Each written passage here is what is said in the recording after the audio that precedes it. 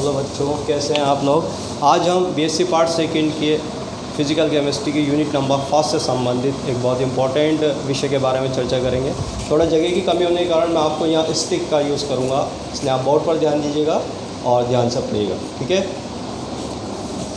देखिएगा, यहाँ पर हम गैसों के प्रसार में किए गए कार्य के बारे में चर्चा करेंगे।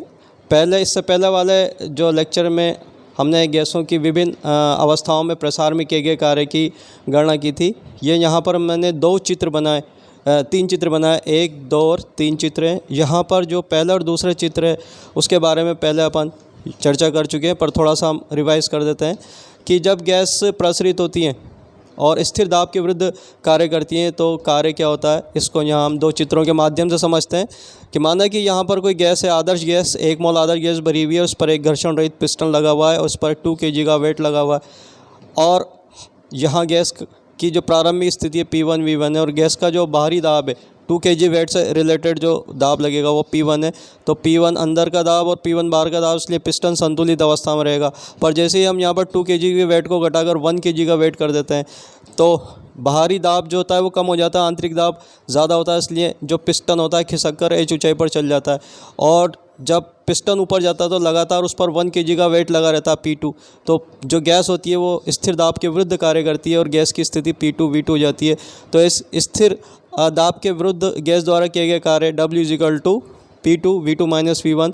हम यहाँ माइनस यूज़ करेंगे क्योंकि यहाँ मैंने नहीं लिखा, पर यहाँ माइनस यूज़ करेंगे कि गैसें जब प्रसरित होती हैं तो जो प्रसार में किया गया कार्य होता है वो ऋणात्मक होता है, इसलिए W P2 V2 minus V1। यहाँ P2 जो 1 kg वेट के करस्पॉन्डिंग P2 कितना हुआ वो हम यहाँ पुट कर देंगे। V2 माइनस V1 अंतिम आयतन और प्रारंभिक आयतन का मान हम यहाँ रख देंगे। सपोज़ करो यहाँ प्रारंभिक आयतन यहाँ 10 लीटर था, प्रसरित होने के बाद 20 लीटर हो गया, तो 20 माइनस 10, इसको हम सोल्व करके स्थिर आयतन पर गैस द्वारा प्रसार में किया गया कार्य की गणना कर लेंगे। अब जो हमारा जो आज का टॉपिक है वो बहुत इंपॉर्टेंट है और इस चित्र पर ध्यान दो और इसी से रिलेटेड हम एक सूत्र की स्थापना करेंगे। आज हम सूत्र की स्थापना करेंगे कि गैसों के समतापीय प्रसार में किया गया कार्य कितना होता है, या गैसों के द्वारा अधिकतम कार्य कितना किया जाता है, ठीक है, या उत्क्रमणीय कार्य कितना किया जाता है।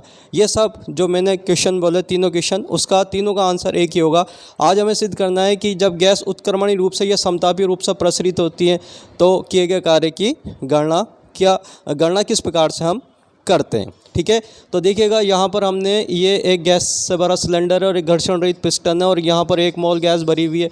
अब हम यहाँ पर क्या करते हैं, पहले हमने यहाँ पर 2 kg का वेट रखा था। अब यहाँ उस वेट को हम छोटे छोटे भागों में विभाजित कर देते हैं। ये भी सपोज करो 2 kg का वेट है, हम यहाँ थोड़े थोड़े वेट में उसको डिवाइड कर दिया। अब हम यहाँ पर डायरेक्ट 2 kg से 1 kg नहीं करेंगे, हम धीरे धीरे वेट को घटाएंगे। सपोज करो 100 ग्राम वेट को हम यहाँ पे घटा रहे हैं, तो उसके लिए हमने यहाँ छोटे छोटे वेट बताएं। तो हम पहले यहाँ एक वेट को हटा देंगे, फिर दूसरे वेट को हटा देंगे। तो अब पिस्टन क्या होगा, एक झटके में ऊपर नहीं जाएगा जो पहले जा रहा था, अब धीरे धीरे पिस्टन ऊपर जाएगा। तो इस प्रकार से जो पिस्टन ऊपर जाता है वो जो प्रसरण होता है उसको हम उत्क्रमणीय प्रसरण कहते हैं। और जब पिस्टन धीरे धीरे जाता है तो इसके ताप में, गैस के ताप में कोई अंतर नहीं होता, ताप लगातार स्थिर बना रहता है, इसलिए हम स्थिर ताप पर इसको प्रसरण कहते हैं। और गैस बाहर से जो है साम्य अवस्था में रहती है, इसलिए गैस जो होती है वो स्थिर ताप पर जो होती है वो प्रसरित होती है।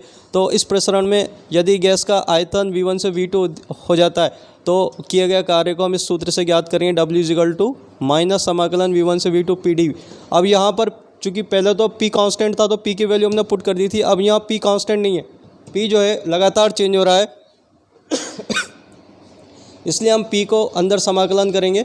और P का समाकलन किस प्रकार से करेंगे, P को V के पदों में रखेंगे। तो हम जानते हैं 1 मोल आदर्श गैस के लिए समीकरण होती है PV = RT। सो P = RT/V, तो P का मान यहाँ रख दिया RT/V dV।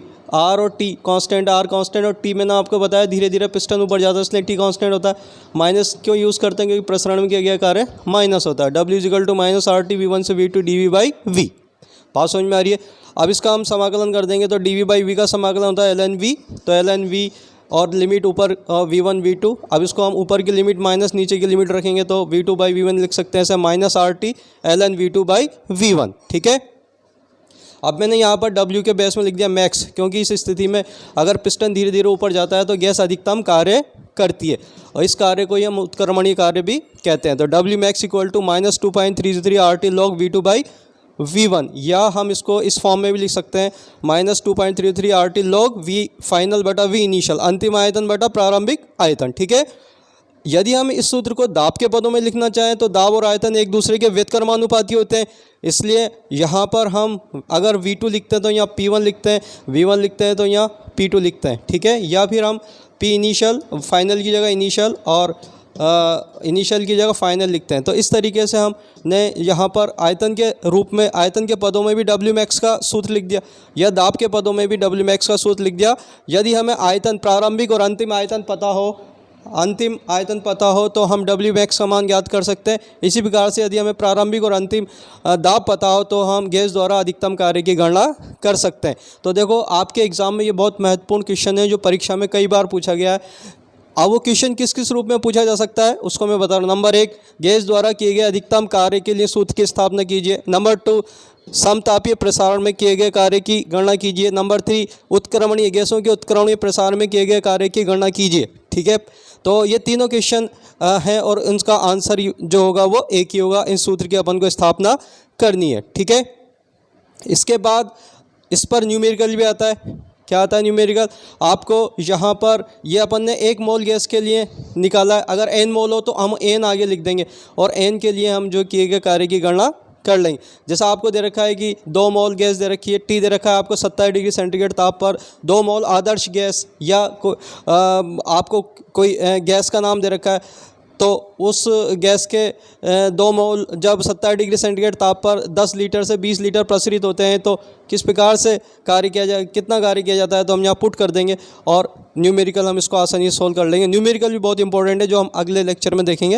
ये सबके आपके बात समझ में आ गई होगी कि इस तरीके से हम Wmax का मान ज्ञात कर सकते हैं। धन्यवाद।